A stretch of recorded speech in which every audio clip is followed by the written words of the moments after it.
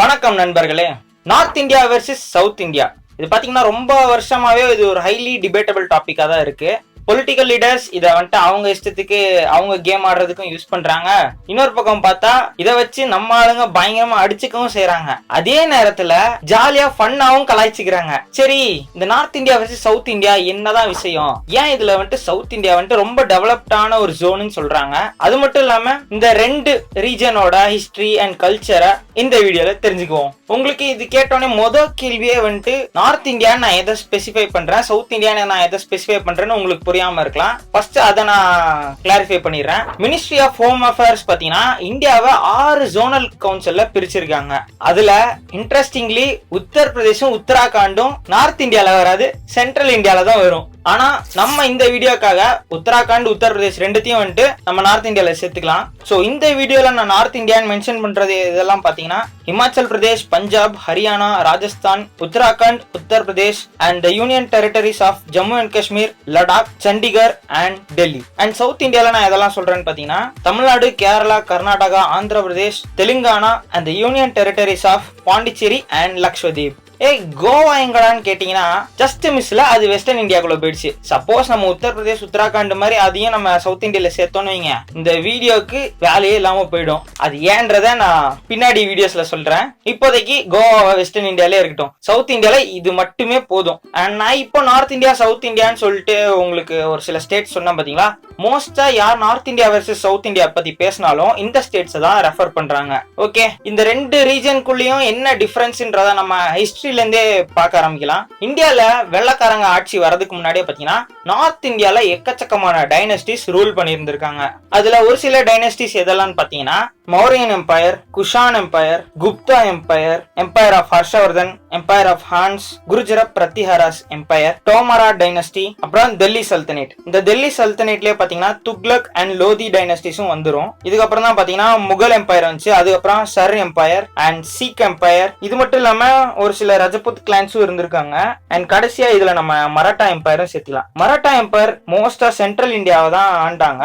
ஆனா இவங்க கேப்சர் பண்ண ஒரு சில மேஜரான பகுதிகள் பாத்தீங்கன்னா நார்த் இந்தியாலயும் சேரும். சோ அதனால மராட்டா எம்பையரையும் நான் இதுல சேர்த்துக்கிறேன். அப்படியே நம்ம தெற்கு பக்கம் போனோம்னு வைங்க, சேர, சோழ, பாண்டியர்கள் இவங்க எல்லாருமே ஒரே காலகட்டத்துல வாழ்ந்திருக்காங்க. அதுக்கப்புறம் சத்வஹானாஸ், சாளுக்கியாஸ், ராஷ்டிரகூர்த்தர empire, Kakatiya kingdom, Hoysalas, kingdom of Vijayanagara and Mysore kingdom. இவ்வளவு பெரிய லிஸ்ட் எல்லாம் கேட்டதுக்கு அப்புறம் உங்களுக்கு தோணும் நார்த் இந்தியா சவுத் இந்தியா ரெண்டு கதையும் சேமாதானடா இருக்கு அப்படின்னு. என்னதான் இங்க இருந்த நிறைய ராஜாக்கள் பாத்தீங்கன்னா அவங்க கிங்டம்காக ஃபைட் பண்ணாலும், நிறைய கிங்டம் எக்ஸ்டெண்ட் பண்றதுக்காக ஃபைட் பண்ணாலும், இவங்க ரெண்டு கதையிலயும் பாத்தீங்கன்னா ஒரு மேஜர் டிஃபரன்ஸ் இருக்கு. நம்ம சவுத்துல வந்துட்டு சண்டை போட்டது எல்லாமே பாத்தீங்கன்னா இன்டர்னல் கிளாஷஸா தான் இருந்திருக்கு. இந்தியாக்குள்ள இருந்த கிங்டம்ஸ் தான் அவங்களுக்குள்ள சண்டை போட்டுட்டு இருந்திருக்காங்க. ஆனா நார்த் இந்தியான்னு பாத்தீங்கன்னா அவங்கள பாத்தீங்கன்னா நிறைய ஃபாரின் டைனஸ்டிஸ் தான் உள்ள வந்திருக்காங்க. வெவ்வேறு நாட்டுல இருந்து வந்த டைனஸ்டிஸ் தான் அதிகம். சிம்பிளா சொல்லனா அவங்களுக்கு ஃபாரின் இன்வெஸ்ட்மென்ட் கொஞ்சம் அதிகமாவே தான் இருந்துச்சு. நம்ம ஊர்ல சவுத்துல நடந்தது பாத்தீங்கன்னா ஒரு நம்ம ரஞ்சி டிராஃபி மேட்சஸ் மாதிரி கம்பேர் பண்ணிக்கலாம். லைக் நம்ம ஸ்டேட்ஸ்குள்ள நடக்கிற மேட்ச் மாதிரி நடந்துச்சு. இதே நார்த்ல நடந்தது பாத்தீங்கன்னா வேர்ல்ட் கப் மேட்ச் மாதிரி நடந்துச்சு. வெவ்வேறு கண்ட்ரிஸ்லாம் வந்து சண்டை போட்டிருக்காங்க. இதனால நான் வந்துட்டு சவுத் இந்தியால இன்வேஷனே நடக்கலன்னு சொல்ல வரல. சவுத் இந்தியால இன்வெஸ்ட் நடந்திருக்கு. ஆனா கம்மியா நடந்ததுக்கு ஒரு லாஜிக்கலான ரீசன் என்னன்னா சவுத் இந்தியாவை பாத்தீங்கன்னா 3 பக்கமும் சமுத்திரம் தான் இருக்கு. சோ சமுத்திரத்து மூலியமா நம்ம இன்னொரு கண்ட்ரி மேல இன்வைட் பண்றது கஷ்டமான விஷயம். ஆனா பீஸ்ஃபுல்லா ட்ரேட் பண்றது ரொம்ப ஈஸியான விஷயம். அதே அப்படியே வடக்குக்கு பறந்து போனோம்னு வைங்க, வடக்குல அப்படி இல்ல. சோ நம்ம நார்த் இந்தியா வந்துட்டு மிச்சம் இருக்க ஏசியன் கண்ட்ரிஸ் கூட கனெக்ட் ஆகுது பை லேண்ட். அது அப்படியே யூரோப் கனெக்ட் ஆகுது, அப்படியே ஆப்பிரிக்கா கனெக்ட் ஆகுது. சோ அந்த வழியா இன்வெஸ்ட் பண்றது கொஞ்சம் ஈஸியா தான் இருந்துச்சு. சுமேரியன் ரெக்கார்ட்ஸ் படி பாத்தீங்கன்னா 3000 BC-ல இருந்து கேரளா வழியா ஸ்பைஸ் எல்லாம் எக்ஸ்போர்ட் ஆயிட்டு இருந்திருக்கு. அந்த காலத்துல கேரளாவோட ஸ்பைசஸ் எல்லாம் பாத்தீங்கன்னா அரப்ஸ், பேபிலோனியன்ஸ், அசைரன்ஸ் அண்ட் இஜிப்சியன்ஸ் இவங்க எல்லாரையும் நம்ம ஊருக்கு அட்ராக்ட் பண்ணி இருந்திருக்கு.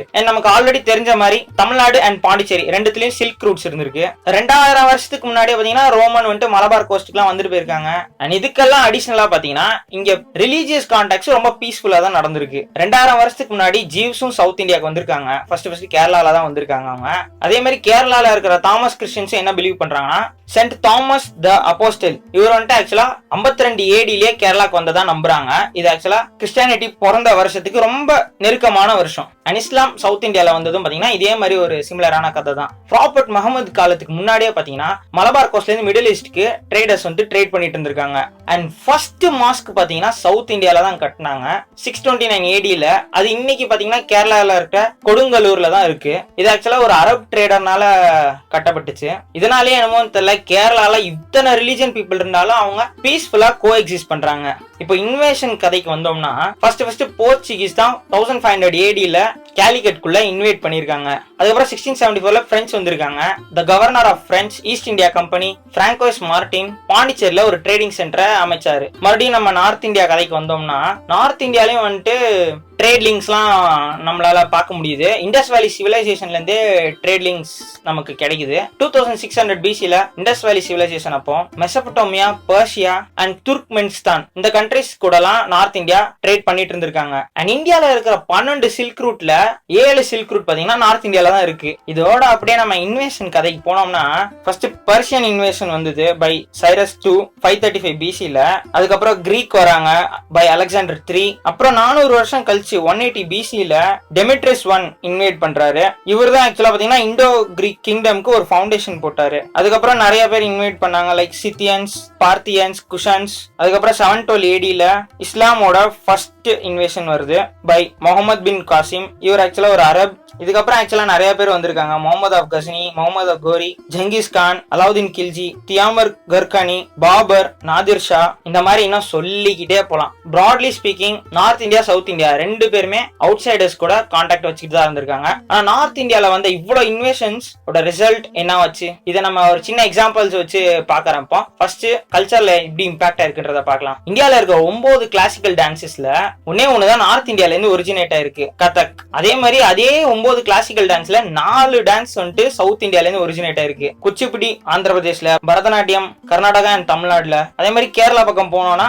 மோகினியாட்டம், கதகளி. இதெல்லாமே பாத்தீங்கன்னா ரெகக்னைஸ்ட் கிளாசிக்கல் டான்ஸ் தான். இது மட்டும் இல்லாம இன்னும் நிறைய unrecognised folk dance and folk theatre forms எல்லாம் இருக்கு. கர்நாடகால யக்ஷகானா, டோலு குனிதா, தெலுங்கானாக்கு போனோம்னா பெரினி, கேரளால ஒப்பான்னா, பாண்டிச்சேரியில கரடி, தமிழ்நாட்டுல தெருக்கூத்து, ஒயிலாட்டம், மயிலாட்டம், இதே ஆந்திர பிரதேஷ்ல தப்பெட்டா குலு. இதே மாதிரி விஷயங்களை நீங்க சவுத் இந்தியால இருக்க லாங்குவேஜஸ்லயும் கவனிக்கலாம். சவுத் இந்தியால இருக்க 4 மெயின் ஸ்டேட்ல பாத்தீங்கன்னா 4 டிஃபரெண்ட் லாங்குவேஜஸ் யூஸ் பண்றாங்க. தமிழ், கன்னடம், மலையாளம் அண்ட் தெலுங்கு. இந்த லாங்குவேஜஸ் பாத்தீங்கன்னா தனியா லிட்ரேச்சர் இருக்கு, தனியா பிலிம் இண்டஸ்ட்ரீஸ் இருக்கு, நிறைய புக்ஸ், மேகசின்ஸ், கிராமர், வொக்காபுலரின்னு எக்கச்சக்கமா தனித்தனியா செப்பரேட்டாவே இருக்கு. 1950ல கான்ஸ்டிடியூஷன் ஃப்ரேம் பண்ணப்போ பாத்தீங்கன்னா 8th ஷெட்யூல்ல 14 லாங்குவேஜஸ் இன்க்ளூட் பண்ணாங்க. அதுல 4 லாங்குவேஜ் பாத்தீங்கன்னா நம்ம சவுத் இந்தியன் லாங்குவேஜஸ் தான். அண்ட் இது மட்டும் இல்லாம இந்தியாவோட 6 கிளாசிக்கல் லாங்குவேஜஸ்ல 4 லாங்குவேஜஸ் நம்ம சவுத் இந்தியன் லாங்குவேஜ் தான். அதே தமிழ், மலையாளம், கன்னடா, தெலுங்கு. இது இல்லாம மீதி 2 கிளாசிக்கல் லாங்குவேஜ் பாத்தீங்கன்னா ஒடியா அண்ட் சான்ஸ்கிரிட். இது எல்லாமே பாத்தீங்கன்னா மேஜரா பேசக்கூடிய பாஷைகள் தான். இன்னும் மைனாரிட்டி லாங்குவேஜஸ் பாத்தீங்கன்னா எக்கச்சக்கமா இருக்கு.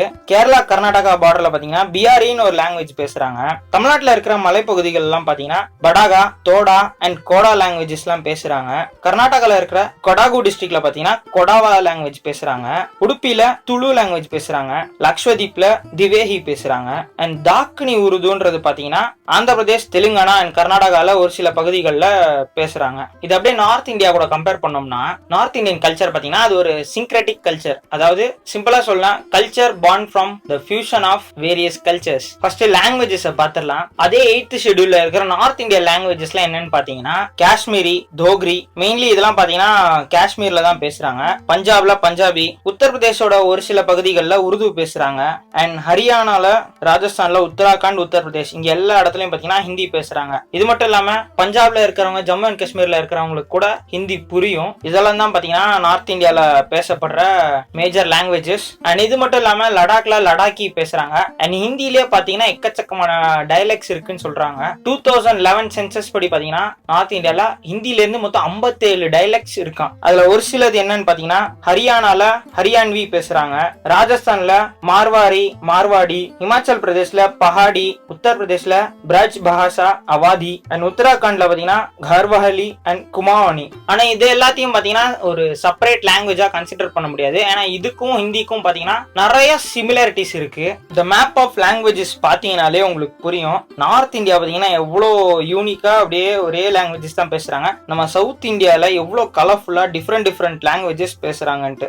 அண்ட் இதே விஷயம் பாத்தீங்கன்னா ஹிஸ்டரியிலும் கிளியரா ரிஃப்ளெக்ட் ஆகுது. எக்கச்சக்கமான டைனஸ்டிஸ் நார்த் இந்தியாவுக்கு வந்ததை பார்த்தோம். அவங்க கல்ச்சர்ஸ்ல இருந்து ஒரு விதமான ஃபியூஷன் கல்ச்சர் வந்துட்டு நார்த் இந்தியால உருவாச்சு.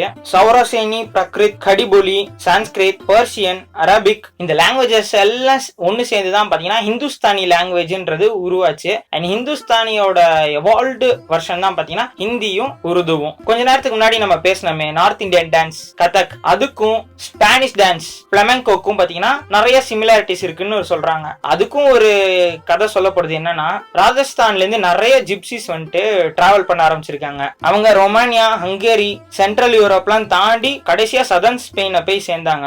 அண்ட் அவங்க தான் இந்த டான்ஸை ஸ்பெயின்ல இன்ட்ரடியூஸ் பண்ணிருக்கணும்னு சொல்லி நம்பப்படுது.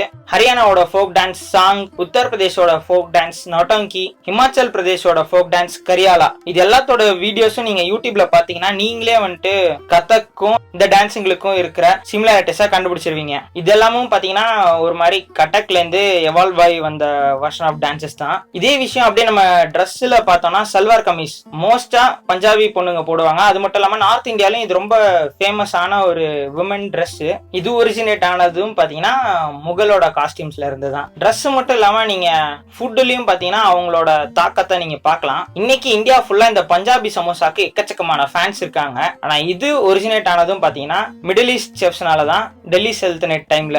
அந்த டைம்ல பாத்தீங்கன்னா இது சமோசான்னு சொல்ல மாட்டாங்க, சம்பூசக்குன்னு தான் சொல்லுவாங்க. அண்ட் இதுல ஸ்டஃபிங்ஸா பாத்தீங்கன்னா மீட், வால்நட்ஸ், ஆல்மண்ட்ஸ், பிஸ்டாச்சோஸ் தான் இருந்துச்சு. அப்புறம் பல வருடங்கள் கழிச்சு எப்போ போர்ச்சுகீஸ் பொட்டேட்டோவை இந்தியால இன்ட்ரடியூஸ் பண்ணாங்களோ, அதாவது அவங்க அதை பட்டாட்டான்னு சொல்லுவாங்க, அவங்க பொட்டேட்டோவை இன்ட்ரடியூஸ் பண்ணதுக்கு அப்புறம் தான் நம்ம சம்பூசக் சமோசாவா மாறிச்சு. இதுல இருந்து நீங்க கிளியரா பார்க்கலாம் நார்த் இந்தியன் கல்ச்சர் பாத்தீங்கன்னா எப்படி ஒன்னோட ஒன்னு ஓவர்லாப் ஆயிட்டே இருந்திருக்குன்ட்டு. த்ரூ அவுட் த ஹிஸ்டரி பாத்தீங்கன்னா அவங்களோட கல்ச்சர் ஹெவிலி ஒன்னோட ஒன்னு இன்டராக்ட் ஆயிட்டே இருந்திருக்கு. அதே சவுத் இந்தியால பாத்தீங்கன்னா அவங்கவுங்க கல்ச்சர்ஸ் அவங்கவுங்களோட தான் இருந்துச்சு. மத்த கல்ச்சர்ஸோட ஃபியூஷன் ஆகிறதுக்கு பெருசா வாய்ப்பு எதுவும் அவங்களுக்கு கிடைக்கல. அதனாலதானா என்னமோ தெரியல இன்னைக்கு வரைக்குமே பாத்தீங்கன்னா தனித்தனி ஸ்டேட்டுக்கு தனித்தனி லாங்குவேஜஸ் இன்னும் இருக்கு. சோ சவுத் இந்தியா இவ்வளவு டெவலப்டா இருக்கிறதுக்கு காரணம் அந்த ராஜா மகாராஜாக்கள் தானா?